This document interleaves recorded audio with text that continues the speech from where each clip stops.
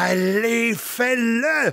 Épisode se dépasser. C'est le comédien conférencier Hugo Dubé qui est avec nous. Et je parle du comédien Hugo Dubé qui est avec nous en studio. Hugo Dubé qui est avec nous. Notre invité. Oui, Hugo Dubé qui est avec nous. Bonjour, Ben Hugo. oui, Hugo, comédien, oui, mais auteur, conférencier, aussi. Adoré ce passage-là, l'inconfort créatif. Je voulais justement que tu nous en parles. Parce que là, Hugo, on a beaucoup d'idées, on a beaucoup d'outils, mais est-ce qu'on sait quoi faire avec?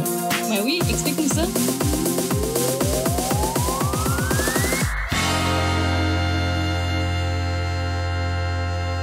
Oui, se dépasser. Avez-vous envie de victoire, d'une vie réussie, d'une vie qui sort de l'ordinaire? Pour vous, pour vos enfants, pour ceux et celles qui vous sont chers, je suis convaincu. On veut tous réussir sa vie. Ceux qui vont me dire non, on fait bon, on se calme le cynisme, là. On veut tous réussir sa vie. On veut tous écrire un scénario qui nous en donne plus pour notre argent. Mais qu'est-ce que l'énergie d'une vie réussie? Vous allez me répondre, ça varie d'une personne à l'autre, et je vous dirai oui, vous avez raison. Mais qu'est-ce qui fait que vous allez obtenir ce que vous demandez? Ou plutôt, pourquoi certains humains font leur vie alors que d'autres semblent subir leur vie? C'est ce que j'ai envie d'explorer avec vous dans ce balado. Le prix à payer en échange de ce que vous demandez. À la vie, à l'existence, à l'univers, à Dieu, peu importe à qui on s'adresse, peu importe la façon dont on le fait. Mais souvent, lorsqu'on se retrouve seul avec nous-mêmes la nuit et qu'on on formule nos demandes. Le prix à payer pour atteindre notre réussite s'appelle la NIAC. N-I-A-Q-E. En anglais, on peut dire le willpower, le go for it, le grit, c'est avoir les dents serrées, les poings fermés et dire « bring it ». Allez, je suis prêt à affronter la tempête parce que j'ai envie de réussir, parce que je m'injecte la persévérance, la volonté, la ténacité, la pugnacité. C'est le deuxième effort physique, mental, spirituel. C'est cet effort qui fait en sorte qu'on peut toucher la réussite alors que plusieurs ont abandonné depuis longtemps. On dit même que c'est une attitude plus importante que le talent, même que l'intelligence pour réussir. C'est un cocktail de motivation, d'audace et d'endurance.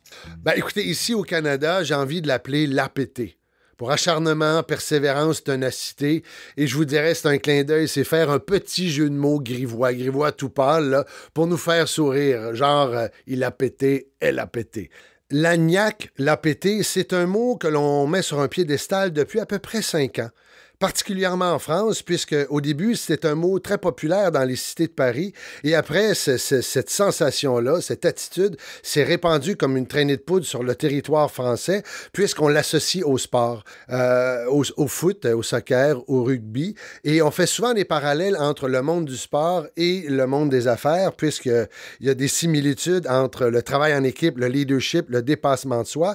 Donc, ce mot et l'attitude qui l'accompagnent ont vite conquis les entrepreneurs et les différentes sphères du travail parce que c'est un état d'esprit qui nous permet de surmonter les difficultés et surtout de mieux s'épanouir. Wow! C'est ce qu'on veut, c'est ce que je vous disais au début. Gardez en tête, par contre, que les dernières découvertes en neurosciences prouvent que l'agnac, c'est pas un tempérament, c'est pas une particularité génétique, c'est pas lié à l'intelligence, au talent. Cette détermination-là, le fait d'affronter les tempêtes, ça tombe pas du ciel. Vous allez devoir la cultiver. Faut comprendre qu'il n'y a pas de raccourci pour atteindre l'excellence.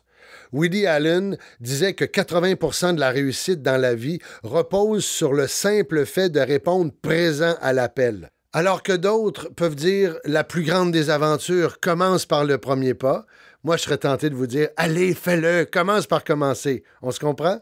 L'agnac, l'APT, c'est pas uniquement un succès à la Steve Jobs ou Céline Dion, là. Par contre, il faut comprendre que ça prend des rituels, des habitudes où chaque jour, on se pousse un peu plus loin de petites actions, des plus grandes actions, des plus grands dépassements, des petites réussites, des grandes réussites. Par contre, on les savoure, on les partage avec son conjoint, sa conjointe, ses enfants, ses amis. L'agnac se fortifie à mesure qu'on se forge une philosophie de vie et qu'on apprend. Et là, écoutez, ça, c'est important.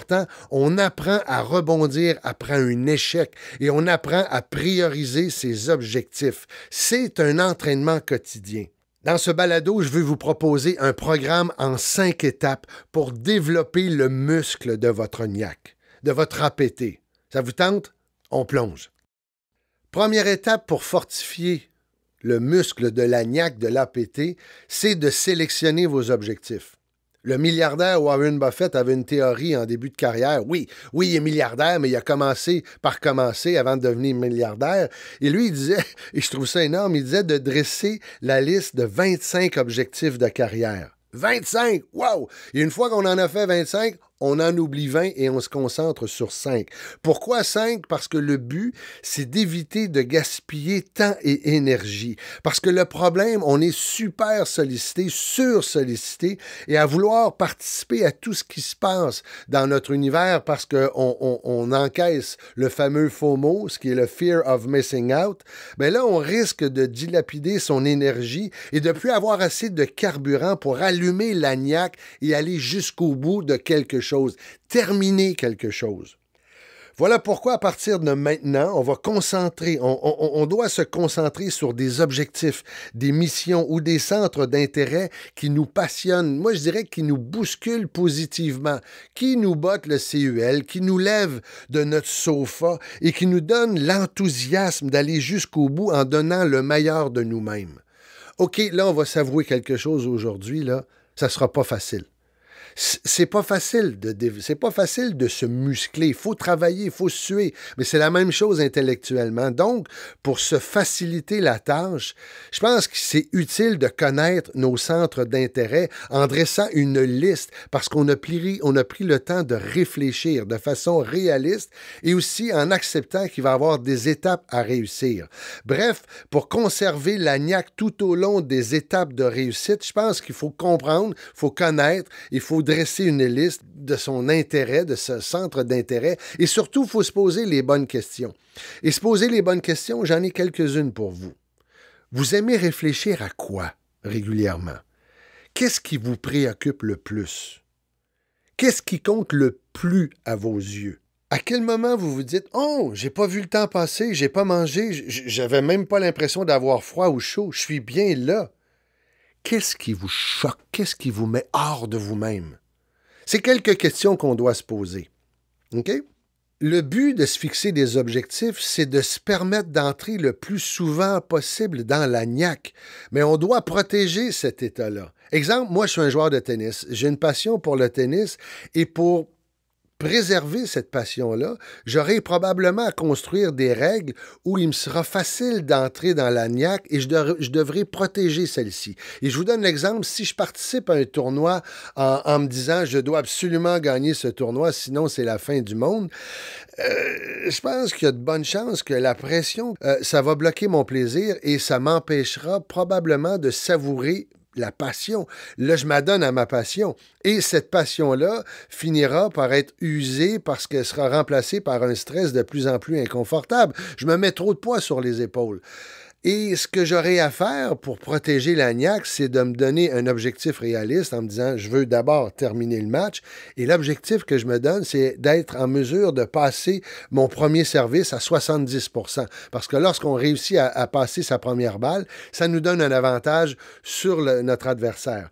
Parce que si je suis toujours dans un état où j'explose des raquettes parce que je me mets trop de pression, probablement que le partenaire de jeu va dire « Écoute, ça devient de plus en plus pénible avec toi, trouve-toi un autre partenaire de jeu. » Comprenez-vous, on doit tout faire pour protéger la niaque. Ce qu'a toujours fait l'extraordinaire Laurent Duvernay-Tardif, devrais-je dire le docteur, le médecin, qui est à la fois médecin et joueur de football professionnel pour les Chiefs de Kansas City. Un jour, il a confié à un journaliste qui fonctionnait par objectif pour préserver, entre autres, ses trois principales passions, la médecine, le football et passer du temps avec ceux et celles qu'il aime. C'est pas beau, ça?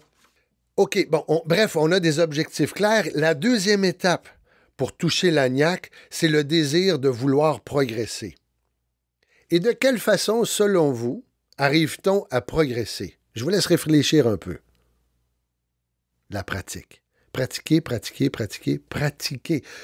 Qu'on soit un étudiant, un sportif, un musicien, un décideur, un employé, la persévérance, ça implique un engagement dans la durée qu'on pourrait appeler l'amélioration continue.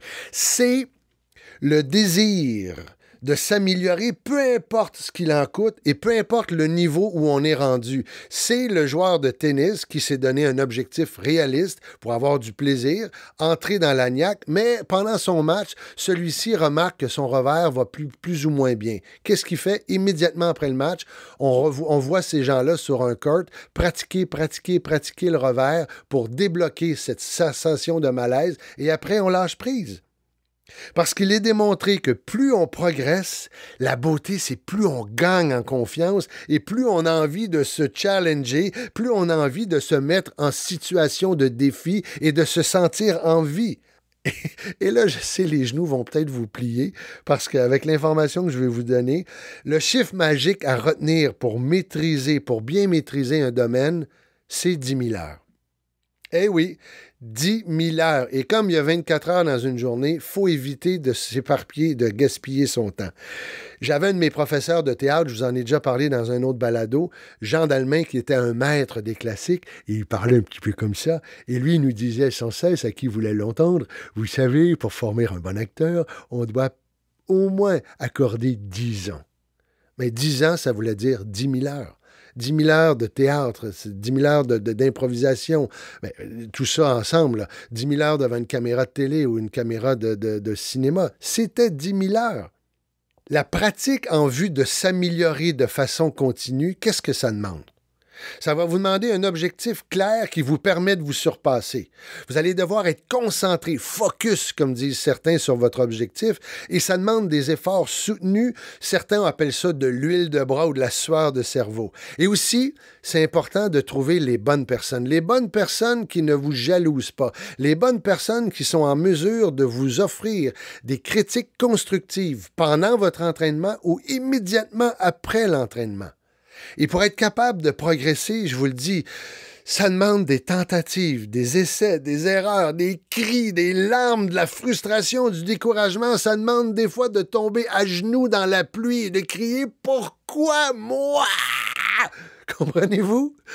Il faut garder en tête que derrière chaque performance se cachent des heures et des heures de dur labeur d'entraînement à l'abri des regards indiscrets.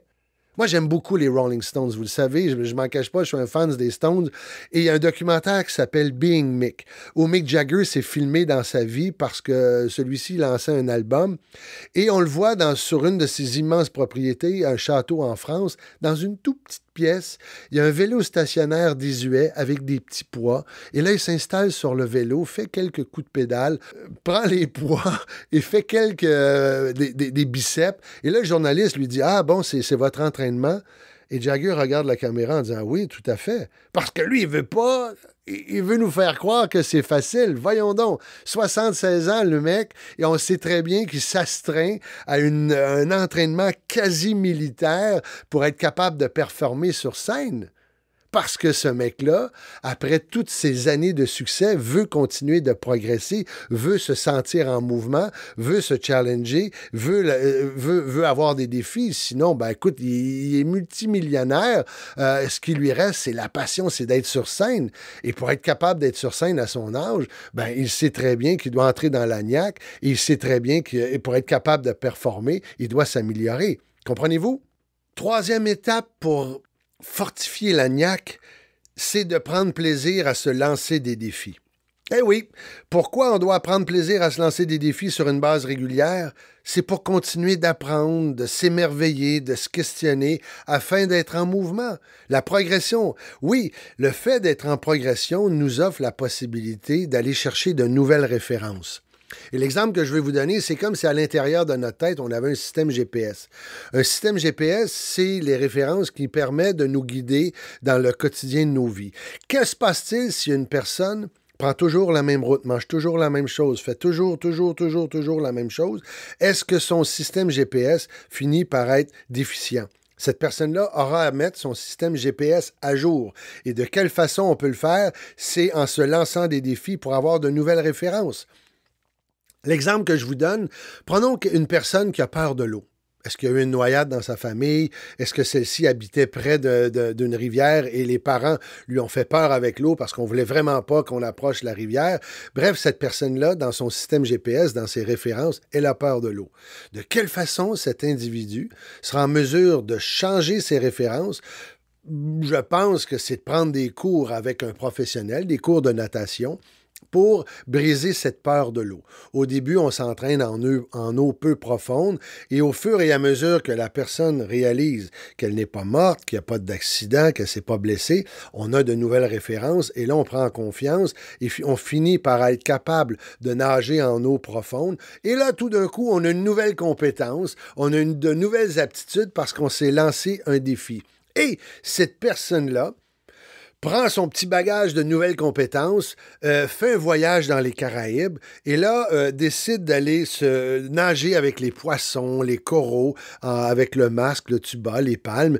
Et tout d'un coup, elle réalise que les coraux, ça ressemble étrangement à des bonsaïs parce que cette personne-là aime l'horticulture, la botanique et décide à son retour de vacances de s'inscrire à des cours d'entretien et de coupe de bonsaïs.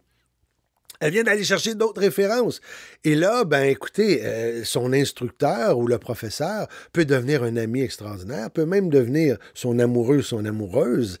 C'est de s'offrir de nouveaux défis, c'est d'apprendre à sortir de sa zone de confort, l'inconfort créatif. On le fait à petite dose pour se sentir vivant. Notre cerveau est doté d'une remarquable capacité d'adaptation, comme un muscle. Plus vous allez l'utiliser, plus celui-ci va se tonifier, plus celui-ci va être fort. En anglais, on dit « if you don't use it, you lose it ». On a prouvé que nos neurones gardent cette capacité de connexion entre elles jusqu'à la fin, jusqu'à notre dernier souffle. Oui, il faut rechercher l'équilibre entre se lancer des défis, sortir de sa zone de confort et le repos. Le but, c'est pas de casser, c'est pas de faire un burn-out, c'est pas ça le but. C'est pour ça qu'on doit apprendre à bien se connaître. Mais je suis convaincu que lorsqu'on accepte de se fixer des défis, de se lancer des défis, malgré les obstacles, de dire « je vais aller jusqu'au bout », je ne sais pas si vous décidez volontairement de courir un peu plus longtemps, si vous décidez de retrancher quelques secondes à votre kilomètre, ou vous décidez de régler un bug informatique parce que vous utilisez l'aide de YouTube, ou vous prenez le temps de lire le manuel d'instruction, vous arrivez à poser un plancher dans la chambre d'enfant malgré un talent de bricoleur amateur, ben je sais pas, vous allez sûrement d'accord avec moi, le fait d'être capable de surmonter les obstacles, ça nous permet de gagner en fierté. On est fiers après ça. Ça nous permet d'aller chercher de nouvelles références et surtout, ça nous permet de modifier notre discours intérieur. Tout d'un coup, on se donne la chance, on cesse de se mettre des bâtons dans les roues et on se dit oui, c'est possible. On utilise les bons mots, on se pose les bonnes questions et tout d'un coup, on prend plaisir à écrire un scénario qui nous donne de plus en plus de satisfaction et c'est ce qu'on désire. Avouez. Oui, bon, maintenant on passe à la 4e étape. Écoutez, la 4e étape pour aller dans l'agnac, pour sentir l'agnac, c'est probablement l'étape la plus difficile, c'est la moins glamour, c'est l'entraînement quotidien. Si vous voulez renforcer la puissance de votre persévérance, vous allez devoir développer les bons rituels, avoir les bonnes habitudes pour être capable de vous lancer dans votre activité sans toujours devoir constamment se motiver. Et là, j'ai envie de citer la professeure émérite psychologue Angela Duckworth. Elle a dit qu'il y a de nombreux travaux, de nombreuses études qui démontrent que ceux et celles qui ont pris l'habitude de s'entraîner quotidiennement à la même heure, au même endroit, n'ont pas à réfléchir au moment de s'y mettre. Elle dit gardez ça, gardez le lieu et l'heure et restez-y fidèles. Par contre, pour avoir la persévérance, la niaque, l'APT, vous devez savoir contre quoi vous êtes en train de vous battre. Est-ce que c'est la perte de poids? Vous voulez retrouver votre taille de guêpe? Est-ce que c'est de dire je veux l'obtention d'un diplôme parce que je suis en réorientation de carrière? Est-ce que c'est de terminer la rénovation d'un sous-sol parce qu'il y a un nouveau membre qui va s'ajouter à votre famille? Est-ce que c'est être votre propre patron? Vous vous battez contre quoi? Par contre, il y a une distinction entre ceux qui sont à la tête du peloton versus ceux qui sont à la queue du peloton, entre faire sa vie ou subir sa vie. Premièrement, c'est Ceux qui sont à la tête, ils ont développé la capacité de travailler quotidiennement sur un objectif qui leur paraît loin. En d'autres mots, c'est des gens qui se préparent activement, ici, maintenant, au futur. Parce qu'ils ont un but précis. Eux, ils se disent, à telle date, voici où je vais être rendu dans la maîtrise de mon domaine ou voici où je vais être rendu dans l'avancement de mon projet. C'est le fameux deadline qui nous lève de notre sofa. Je ne sais pas combien de fois j'ai vu des gens dans le merveilleux monde des arts avec une idée extraordinaire, un projet de scénario dans lequel c'est sûr que je vais jouer. Ils me disent, oui, il y a un beau rôle pour toi. Ou des gens c'est certains auteurs avec le filon dramatique pour écrire le prochain roman à succès et que je revois des années plus tard, ils ont toujours la même intention. Il n'y a rien qui est fait, il n'y a rien qui bouge, il n'y a rien qui avance, il n'y a rien qui évolue. Et moi, je me fais un plaisir de leur demander « Hey, salut, t'en es rendu où dans ton projet? À quand allons-nous goûter le fruit de ta créativité? » Et là, il y a comme un regard qui fuit avec la lèvre qui tremble et ils me répondent par généralement ce son étrange. Oui, ça s'en vient, je te dis, ça va cartonner, ça va être extraordinaire. » Comprenez-vous? Ces gens-là n'ont pas de deadline. Avez-vous un deadline? C'est ça qui vous permet de savoir contre quoi vous vous battez. Et l'autre étape, la deuxième, pour être en avance, pour réussir, et c'est peut-être la plus difficile, c'est la capacité de résister à l'ennui. Parce que entre le point A et l'atteinte de l'objectif du point B, il y a beaucoup de répétition pour maîtriser son domaine. Donc, ça veut dire quoi, beaucoup de répétition? C'est qu'il arrive un temps où il n'y aura pas de nouveauté. Il n'y aura pas de récompense immédiate. C'est ça qui est difficile. Et c'est là que beaucoup de gens abandonnent parce qu'ils se disent « Ah, fallait que je varie, fallait que je change d'air. Oui, je sais, j'ai pas terminé parce que je m'ennuyais trop. » Êtes-vous capable de supporter l'ennui? C'est ça la question que vous allez devoir vous poser. Et sinon, de quelle façon vous allez vous entraîner à accepter temporairement qu'il n'y aura pas de récompense immédiate? La cinquième et dernière étape pour entrer dans la niaque, je pense que c'est la plus agréable, puisque l'humain, on est tribun, on aime être en groupe, c'est savoir bien s'entourer. Bien s'entourer, c'est comprendre qu'on devient et on pense comme les gens que l'on fréquente. Dites-moi avec qui vous vous tenez, je vais vous dire ce que vous pensez. Exemple, vous voulez retrouver votre forme physique et perdre du poids, et là, vous êtes complètement dans la niaque, vous avez cet enthousiasme, vous êtes inscrit dans un gym 4 jours semaine, il y a un coach qui est avec vous. Par contre, le groupe auquel vous appartenez continue de fumer, de boire, de se coucher tard, d'avoir une mauvaise alimentation. Juste ça, ça prend une énergie herculienne pour renverser la vapeur. Donc, vous allez devoir vous poser les questions suivantes pour bien vous entourer. Qui vous encourage dans votre groupe? Qui vous décourage? Qui vous met toujours en garde contre tout? Qui semble vouloir vous ralentir et pourquoi on veut le faire? Pour s'entraîner à entrer dans l'APT, vous allez devoir rechercher la compagnie de personnes positives. Des personnes positives à l'ANIAC, c'est des gens qui n'hésitent pas à se donner du mal dans ce qu'elles entreprennent. C'est des humains capables d'aller au bout de leur projet. Ces personnes-là vont pouvoir vous influencer à ne pas lâcher. Avez-vous les bons modèles pour avancer dans la réalisation de votre réussite? Avez-vous les bons modèles? Vous êtes-vous arrêté pour vous poser cette question-là? Vous allez devoir avoir des points de repère, des points de comparaison. Oui, il faut se comparer. Souvent, lorsqu'on était jeune, on disait non, compare-toi pas aux autres. Oui, il faut se comparer. Par contre, il ne faut pas se comparer dans un sentiment de jalousie. Parce que la jalousie, vous êtes immobile et vous regardez l'autre évoluer vers sa réussite. C'est pas ça qu'on veut. Par contre, bien s'entourer, c'est à l'occasion compter sur certaines personnes lorsqu'on se sent dans un impasse.